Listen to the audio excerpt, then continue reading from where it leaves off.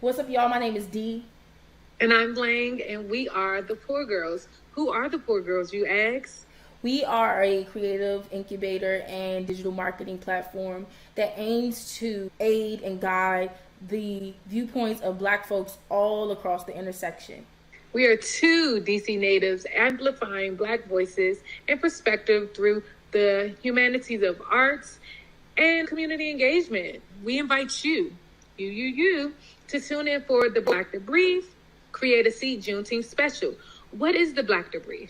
I'm glad you asked. So for this segment of the Black Debrief, we have teamed up with the Art Theater in alignment with their Young, Gifted, and Black podcast to bring to you a discussion between four amazingly talented, DC-inspired creatives discussing all things freedom through creativity. We get into representation, inclusivity. A lot of things. All Black. It's all Black. Pretty much. So definitely stick around and let us know what you think. We hope you like what we've put together, and you never know. You might see us in another episode of Keep Your Eyes Peeled. The Black Debrief. And we are live. My name is Dee. Above me is my co-host and homegirl Lane. Hi guys. Hey. We are Poor Girls. We start off as a podcast, basically amplifying and informing our community in DC and Black communities like it about the things that we cared about during COVID. You know, a lot of people were dropping like flies. We had a lot of social injustice. I was angry. Also unable to do a lot of the creative work that I do aside from Poor Girls. So Poor Girls is a brainchild of that. And so we are celebrating the freedom that is creativity, hence Juneteenth. I really want to just echo that this conversation is based off of the true feelings and experiences of what it really means to be a creative. One, I think it's very ironic that when we think about the reason that there is Juneteenth, the freeing of our ancestors, and then what it looks like to truly be free in today's time, it literally is the existence of Black creativity. It's what runs the culture. It's what moves the people. It's how we connect best. And so I just want to encourage everyone that's listening to really tap in to what it is that we are talking about. This is not just for Black creatives. We are all Black creatives in this space. But this is really a community conversation about how we are creating ultimate autonomy over how we express ourselves, how we amplify our work, how we lead the public through our creativity. And so with further ado, I want to turn it over to our special guests, who are all extremely talented, by the way. I don't know if y'all checked out their bios, but they really be doing some things. Hi, I'm Kayla. You can call me KB, and I'm an A&R/creative director, DJ sometimes, and curate playlists. And thank you so much for having me. I really appreciate this, and congratulations on your anniversary. Thank you. We're excited to have you. I'm Thaddeus Coates, also known as Hippie Potter. I am an illustrator, creative, model, groovy guy. The curator as well. Thank you so much for having me. I'm really excited to talk Blackness and art. We're excited to have you too. I'm a designer, a poet designer, and it's creative director. All types of things. I'm just excited. We're excited to have you. And last but not least, good morning, everyone. My name is Oladapo, art alias Dapo Da Vinci. I'm a fine artist and designer from Lagos, Nigeria, basically. And where are you right now? Brooklyn, New York. You ever been to DC? Certainly, yeah. Is it better than New York? I wouldn't say better. It's different. It's different by nature. But So the first question, we're going to direct it to Lou. On June 7th, you had posted a picture of your high energy tactical pants in a field of flowers. And in the photo you wrote, We didn't come this far to come this far. I don't know if we're supposed to feel good in these hard times. Focus on project change. Is not about demands because we're not fighting anymore. We're in the space. And I agree, we are in the space or in these spaces, but some of us are still searching for our place cards at these tables. So the question to you is, when you hear the term seat at the table, what is the first thought that comes to mind? I just basically, different type of artists, different type of designers on different levels. It's like, when I hear seat at the table, it's like hard times that we were going through. At that moment, I just was feeling like we had to figure out no matter what church and what place they're trying to give them, how to get that space, wherever you are. Facts.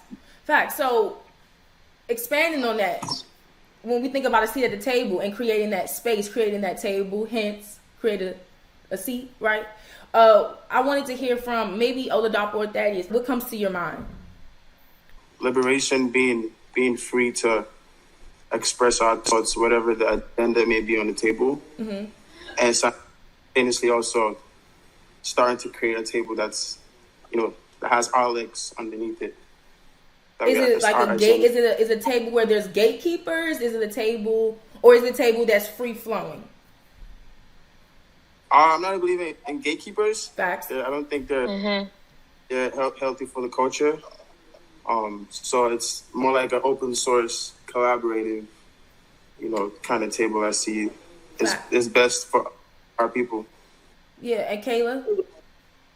I was going to say the first thing that comes to my mind when I think of a seat at the table is opportunity and room to grow. And I say room to grow like, okay, you get your seat at the table, you grow, you learn from others at your table or whatever, and then maybe you can go start your own and pay it forward and bring other people to your table now. And then just everybody keeps paying it forward. No, I think that it's really important. I don't know. I feel like me and my creative journey has just been forging a lane that works for me.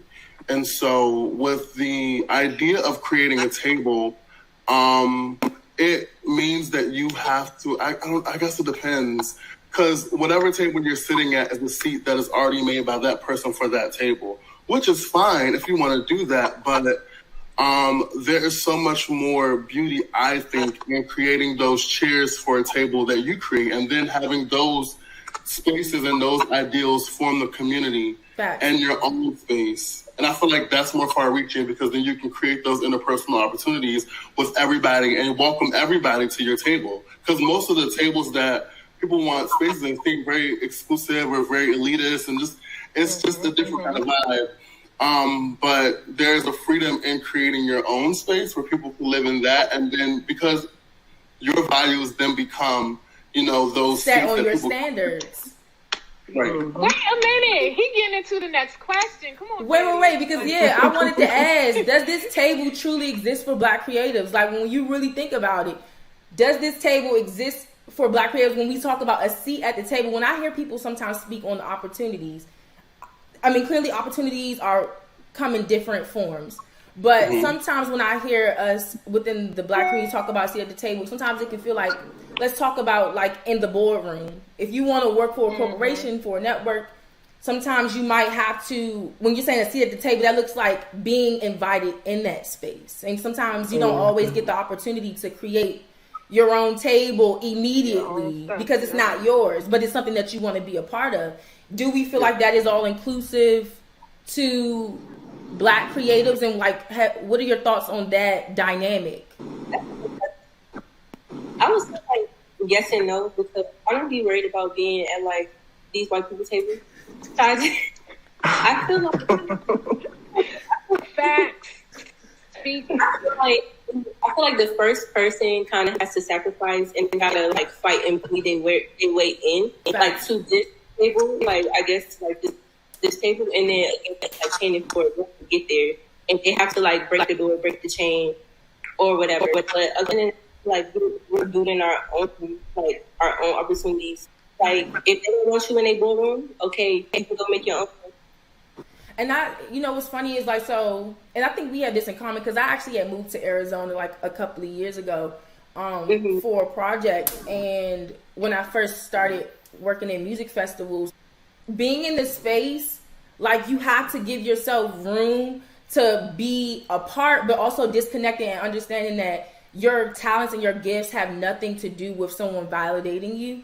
And really, the fact that you're there in general is already affirmation, confirmation enough, right? So, you know, like, Poor Girls Now is my table type thing. And we bring people to the table for network purposes, for community engagement, for amplifying what y'all do and what people want to see and hear from that look like us, you know. But it's also the aspect of, like, then working in those rooms to network so that this table could even happen. Because if I got to call up a favor or something to that extent, it's like setting the standard of, now that this is my table, this is the expectations, and this is all who's going to be here. So you have to either fall in line or, you know, fall off, or whatever the case may be. But I'm going to let Lang ask the next question. As you're creating your table for opportunities and collective work, how do you select your guests? So when you're selecting your guests, like, who do you want in your circle? What policies you put in place? What kind of skills and characteristics? Yeah, what standard you uphold your guests to? Are you creating and setting boundaries? Because we don't just want any old body just sitting at the table with us, you know. So how would you guys select? I believe that your tribe, your energy attract your tribe. Facts. You know, so it's all about vibes for me. So it's not really high standards. It's just vibes. Yeah. For me. Okay. What about you, Oladapo? That's good. I'd say ideology is another one. You know, you have to build a team that kind of has the same ideology and goal and focus at you. So, you know, you guys are kind of heading in the same direction. I was going to say people that are honest and work hard and understand, like, the goal. And we have this end goal, but think differently than me. I would want people at my team that are good at my weaknesses. Because if we're all good at what are we doing? Right. Thaddeus? Absolutely. I feel like it's more so, I think it's a proverb. It's like, build and they will come. So when, like, it's more than just, like, I guess, screening people, I guess, to see if they're allowed into your space, but it's more so your energy, like, and your, like, values. I feel like we all attract like-minded people who kind of gel with us as a tribe, and if they don't, then they won't, you know? Facts. So it's almost like we are, this is like a weird metaphor, but essentially we are like the lights, and those are the moths, and we're the flame, and the moths are drawn to the flame naturally. And the ones that are not kind of just like, you know, die. So, or they just like find a way. But, right. You know, I think we are definitely the, you know, main conduit of like what we allow, who we allow in, you know? Yeah. And so let's talk about Black creatives. So the term is pretty broad. I feel like in the past couple of years, given all the things that have taken place and the cultural relevance that Black people hold in spaces, Black creatives is like the thing. You have Share Black Stories. You have like these spaces where like YouTube will literally have workshops for only Black creatives at events and things like that, creating that exclusive vibe to the idea of Black creative property and whatnot. And I feel personally that there's pros and cons to it. In many ways, it's like shining a light. And when you get those opportunities to network with people that look like you, have somebody who understands where you're coming from, your point of view, it's like a really cool thing when you're creating, because it's like some things I don't have to say. Like, you know exactly what I'm talking about. The cultural relevance is there. I don't have to like write it down for you type thing. But when it comes down to the other end, it's like sometimes you get put in a box.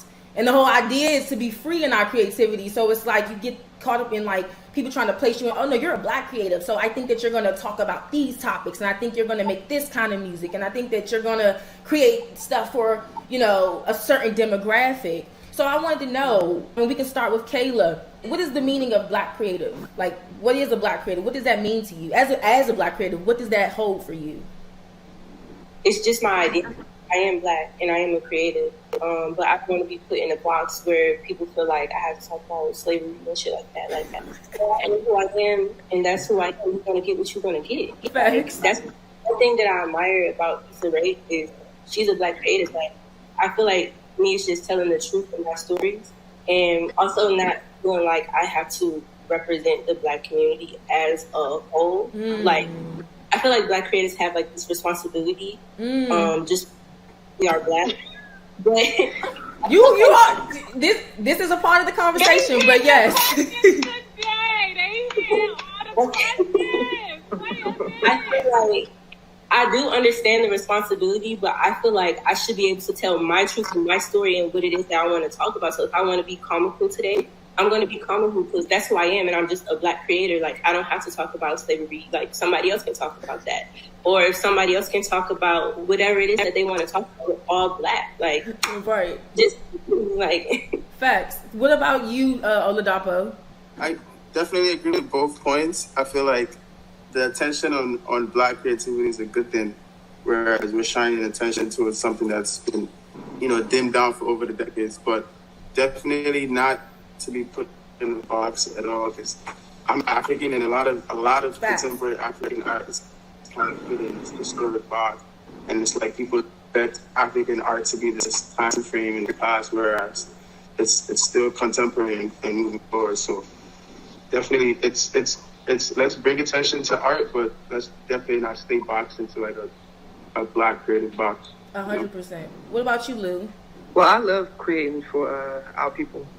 That's one of my main focuses on my art and my designs. I try to keep it nostalgic, and I do believe that it can put you in a box, but the box need to be there. It need to be people around the box, outside the box, creating another box. There need to be a lot of that going on. So I 100% agree with you. Yeah, definitely. Especially with like poor girls. So like I think it's like in our mission statements and stuff, we'd be like, Black folk this, Black folk that. How y'all doing, Black fit people? Black. I'm Black, y'all. I'm Blackity Black. Yeah. But it's like on some real though, I just feel that it's not limiting because, like you said, there is a need. Like there's a box, there needs to be a box and a box and a box.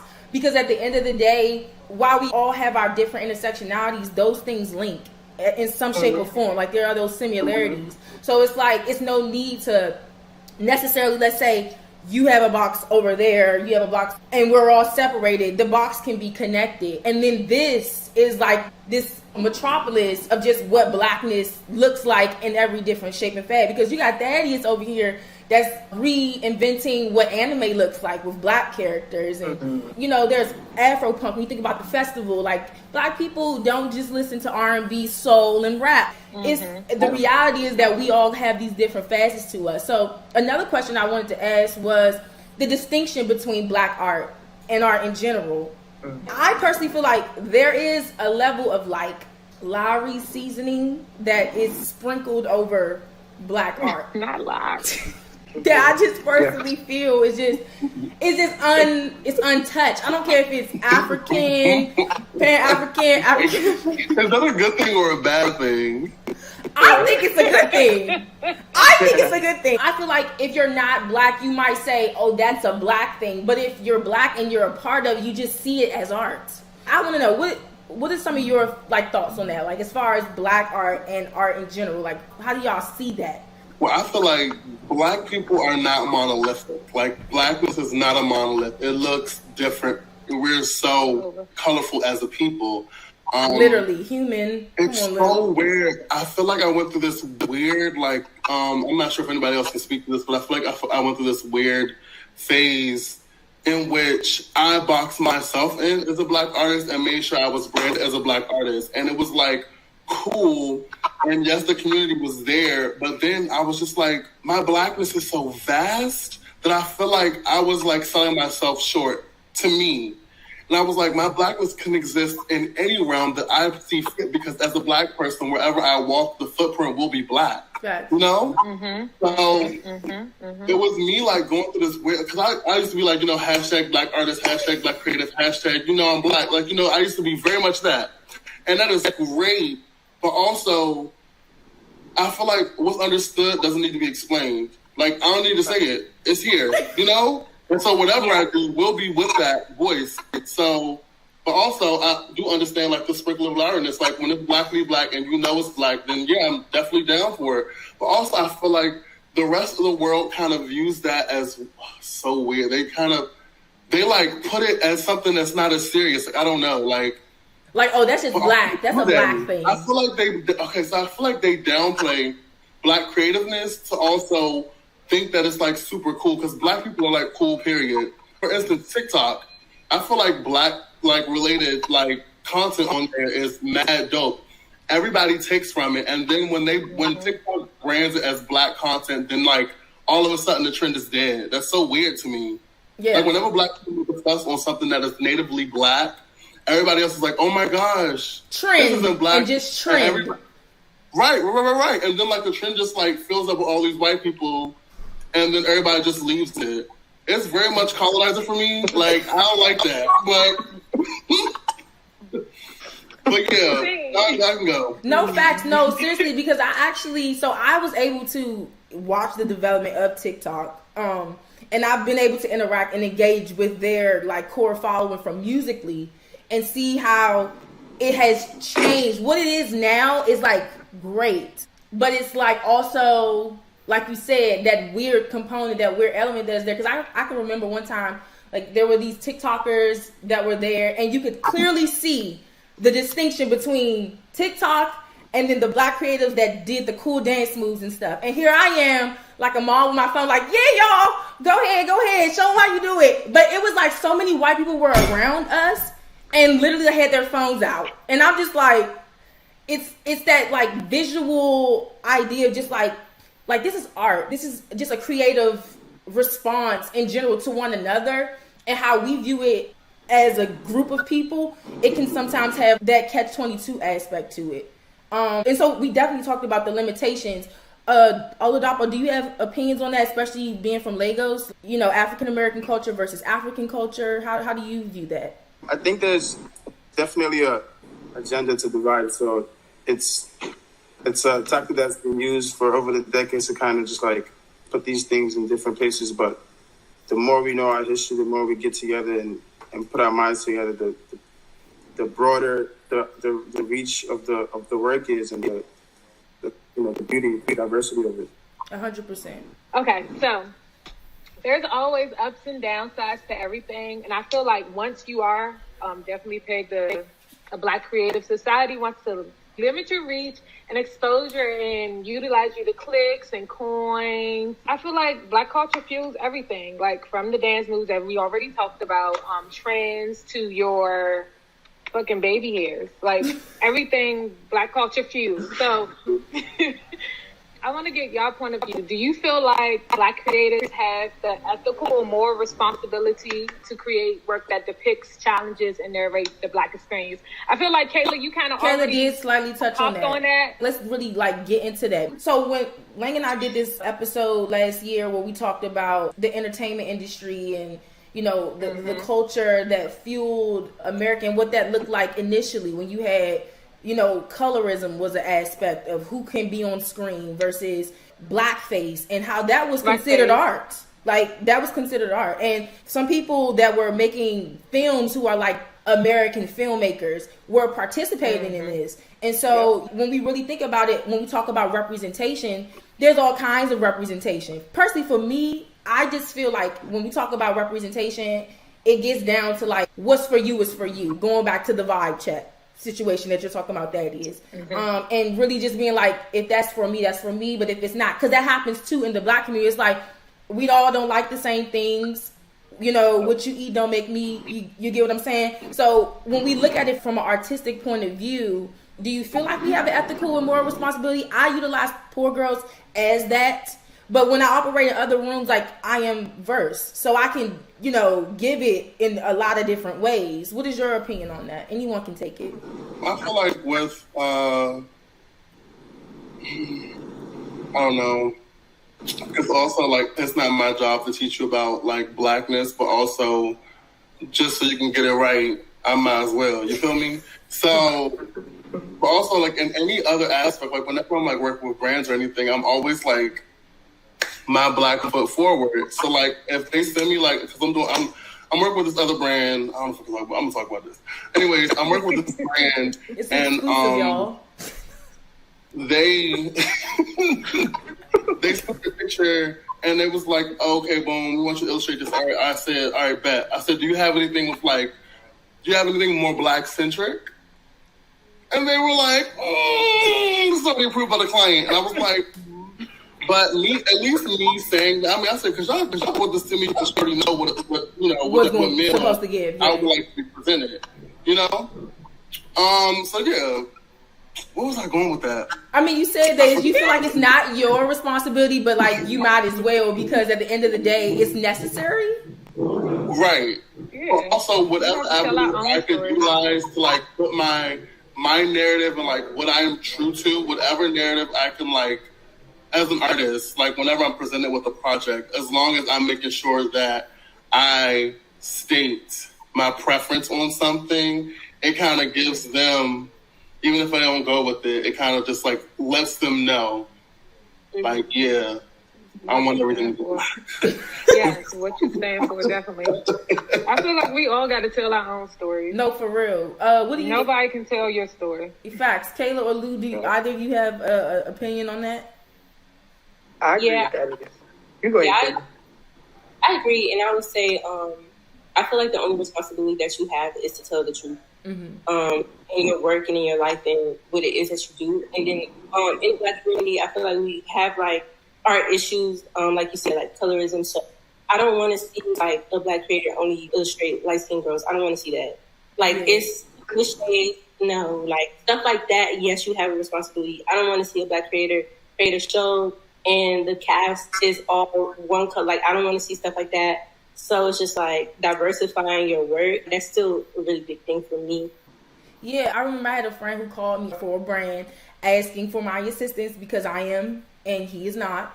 And I was giving him, some ideas of like artists to go off. And he was like, I was really trying to make sure that they were going to get these artists because they were saying they want them to look like a Black woman, like a natural Black woman, not biracial. Like these are the actual terms they're using. We don't want her to look like this. He said, I'm going through the discography and I'm like, but y'all want a mainstream artist that is going to give you natural hair, that is going to give you hues and tone. Like how many artists do you really think we're about to get here? So when I think about that, I honestly feel like there are moments and times where we do then have to have a responsibility, because at the end of the day, when we talk about representation, who is the person that is watching it? People always talk about representation from the viewer's point of view. It's like, I want to see people that look like me on screen. I want to see this, that, and the third. And who's going to deliver that? Who's going to meet that moment? Who's going to meet that message? That is then the creator's job. You get what I'm saying? So it's like, while you also might feel like I only can tell my story, sometimes you do have to take that account into the fact that really the work that you do, if you're doing this outside of just being a hobby, and you're doing it to make coin and to pass and circulate around the world, you got to understand what that then has to look like for every person that's watching, because that's just how it works. And so I wanted to know, have you all ever felt the need to separate yourself? I just feel like people don't call Da Vinci a white artist. Like they don't call Roy Lichtenstein. They don't be like, that's a white artist. Right. But it is important though that we understand that these contemporaries, well, not him, but like it is important that we know people like Basquiat. Correct me if I'm wrong, if I'm mispronouncing that. But anyways, it is important for us to know that he is Black and that he was definitely going toe to toe, if not ahead of everybody else during that time. But like that is a very important part of identity, because when it is somebody that we find that was in like mainstream media, it's important that we highlight them because it's not a lot. They don't really showcase a lot of people. But the impact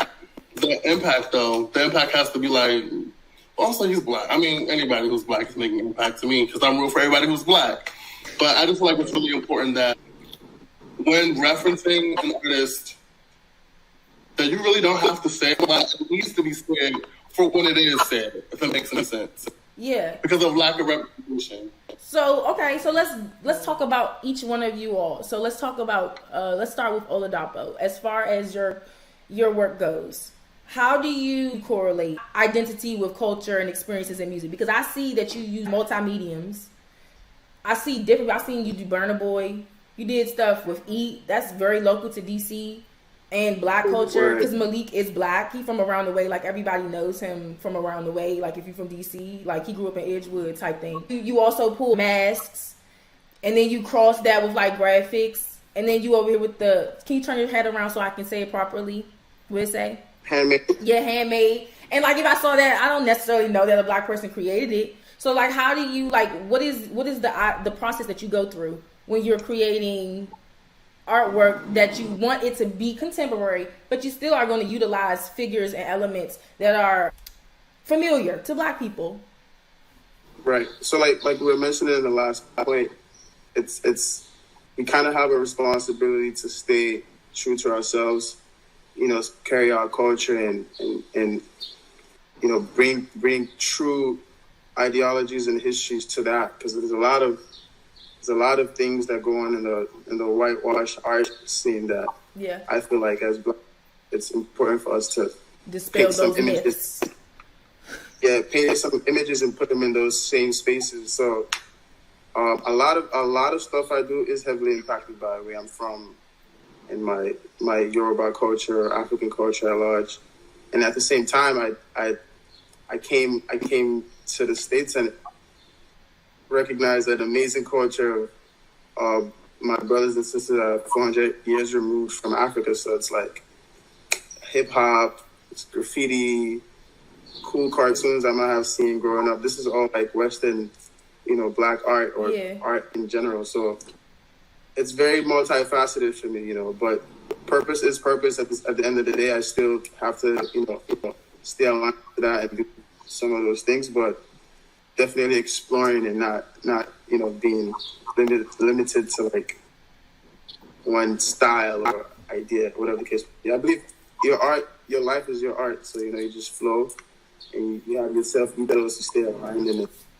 You know, you reach out, go on there. So let's talk about representation. Like, what does Black intersectionality mean to you, and how does it shape your point of view?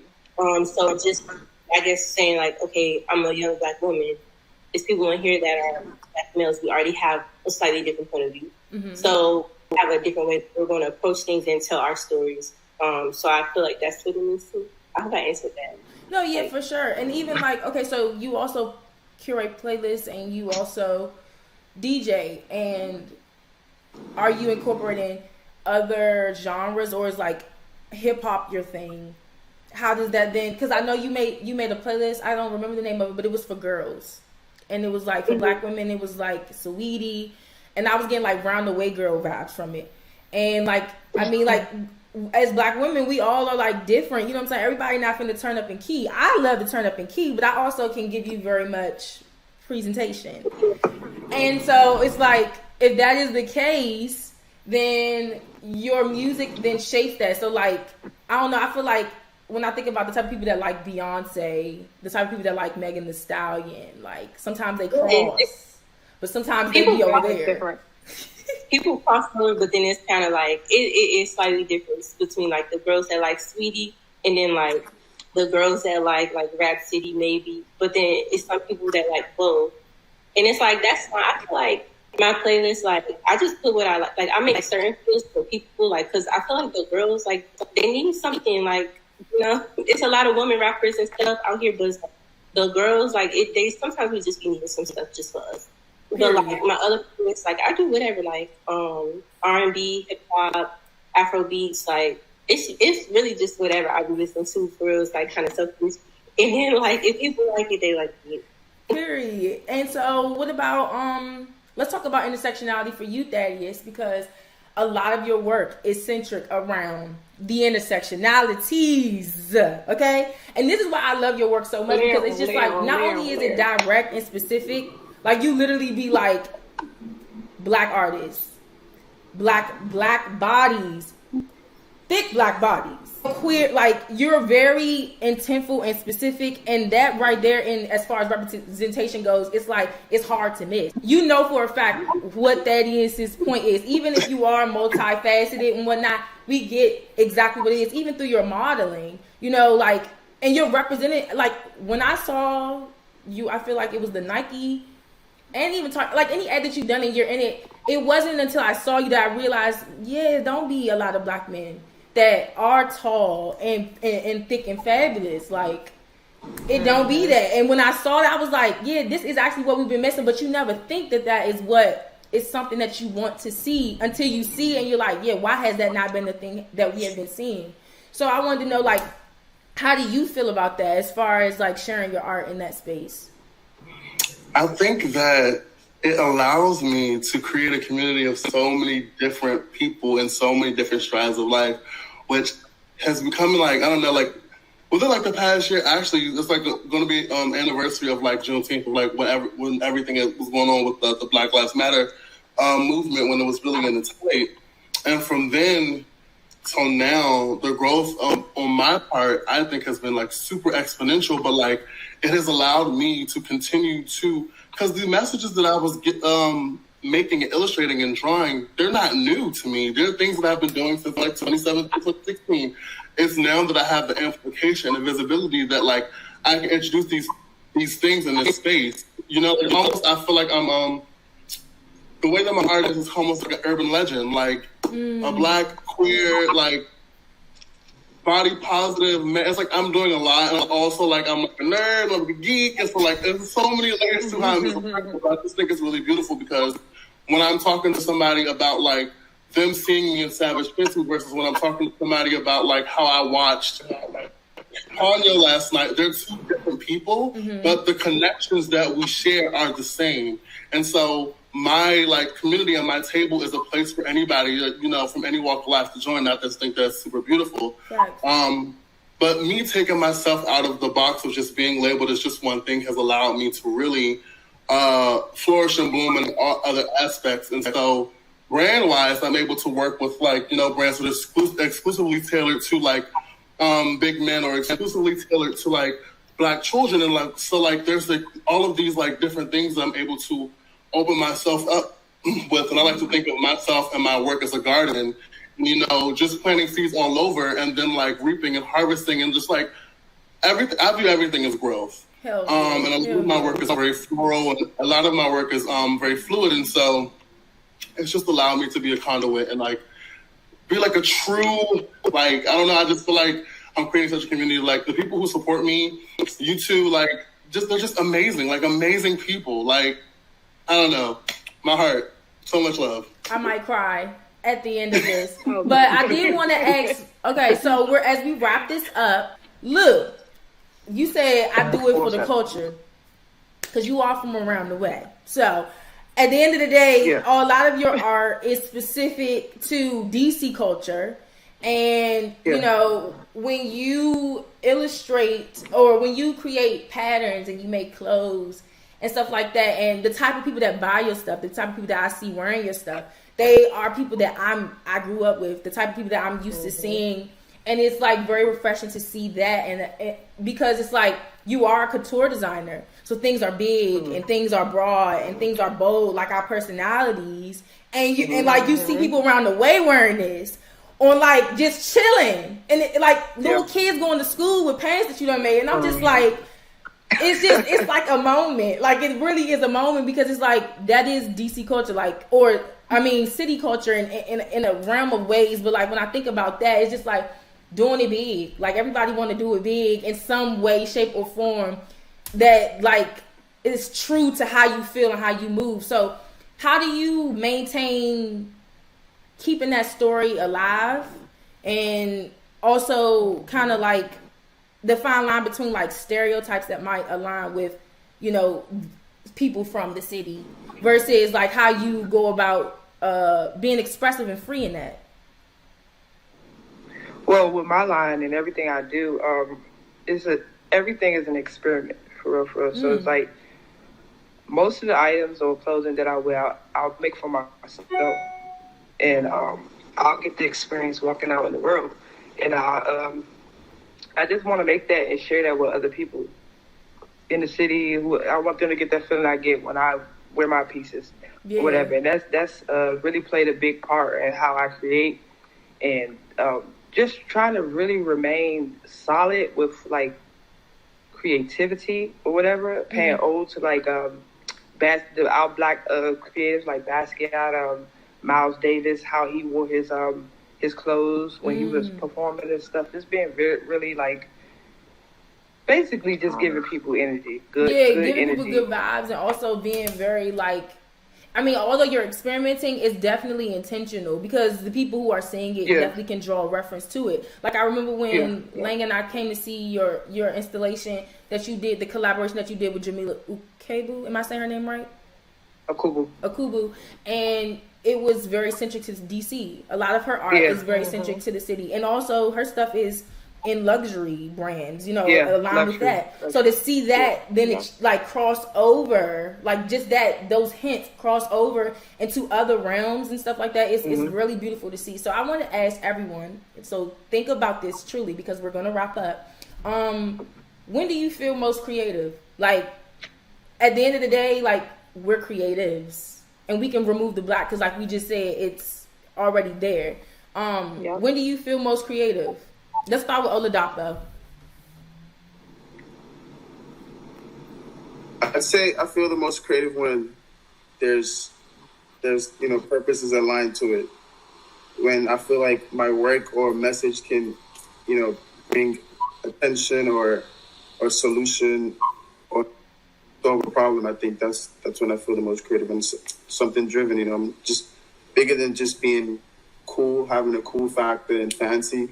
Say it's a shirt I designed for a big brand. If I'm able to embed some kind of like history or idea or a correct perspective that liberates our people, I feel like that's when I'm really driven to like go in. Yeah.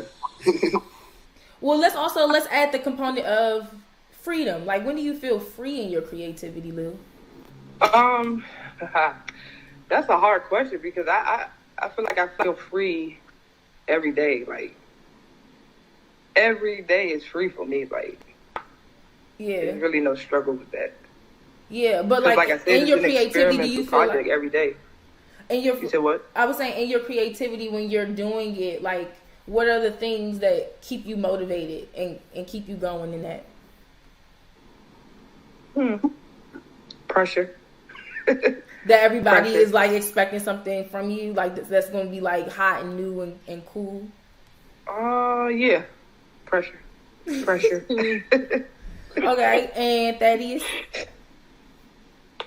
I feel most creative in the morning around like 7 or 8. I wake up with the fucking time.